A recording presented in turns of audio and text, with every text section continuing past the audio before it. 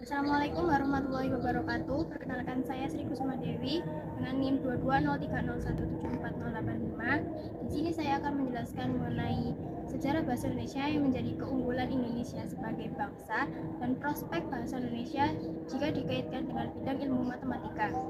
Suku-suku di Indonesia memiliki bahasa masing-masing yang khas.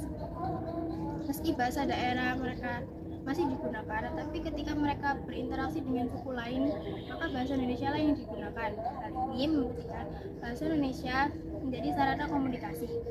Lalu dari manakah bahasa Indonesia berasal? Berdasarkan sejarah, bahasa Indonesia tumbuh dan berkembang dari bahasa Melayu. Bahasa Melayu ini sendiri sudah ada di Nusantara dari abad ke-7. Pada zaman Sriwijaya, bahasa Melayu dipakai sebagai bahasa kebudayaan, yakni ada di dalam buku pelajaran agama Buddha. Bahasa Melayu juga dipakai sebagai bahasa antar suku dan antar pedagang dari wilayah Nusantara maupun dari luar wilayah Nusantara. Bahasa Melayu mulai menyebar ke pelosok Nusantara bersamaan dengan penyebaran agama Islam di Nusantara. Perkembangan bahasa Melayu di Nusantara mendorong tumbuhnya rasa persaudaraan dan persatuan bangsa Indonesia. Awal penciptaan bahasa Indonesia sebagai jati diri bangsa bermula dari Ikrar Sumpah Pemuda yang berbunyi: 1. Bertumpah darah yang satu, tanah air Indonesia. 2. Berbangsa yang satu, bangsa Indonesia. 3. Menjunjung tinggi bahasa persatuan bahasa Indonesia. Dalam poin yang ketiga telah disebutkan bahwa bahasa Indonesia sebagai bahasa persatuan dan bahasa nasional.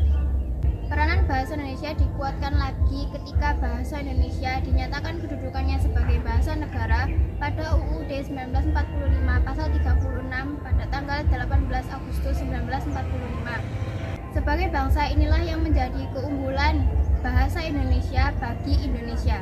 Lalu, bagaimanakah prospek bahasa Indonesia ketika dikaitkan dengan disiplin ilmu matematika? Nah, seperti yang kita tahu, matematika itu berhubungan dengan angka, simbol, rumus, dan lain-lain. Nah, bagaimana cara kita tahu apa nama angka tersebut, bagaimana penyebutannya? Maka kita perlu bahasa untuk menjelaskannya. Jika di dalam matematika hanya berwujudkan simbol dan angka saja, maka orang-orang tidak akan tahu apa maksud, tujuan, dan bagaimana cara menyelesaikan rumus matematika tersebut. Maka diperlukan bahasa untuk sebagai cara penyampaiannya. Seperti yang dikatakan tadi, matematika memerlukan bahasa sebagai cara penyampaiannya. Sebagai warga Indonesia, maka bahasa yang digunakan tersebut adalah bahasa Indonesia. Bahasa yang dapat dipahami semua suku, sehingga bahasa Indonesia memudahkan dalam pembelajaran matematika. Di masa yang akan datang sekalipun, bahasa Indonesia tetap diperlukan untuk penyampaian ilmu pengetahuan. Meskipun banyak orang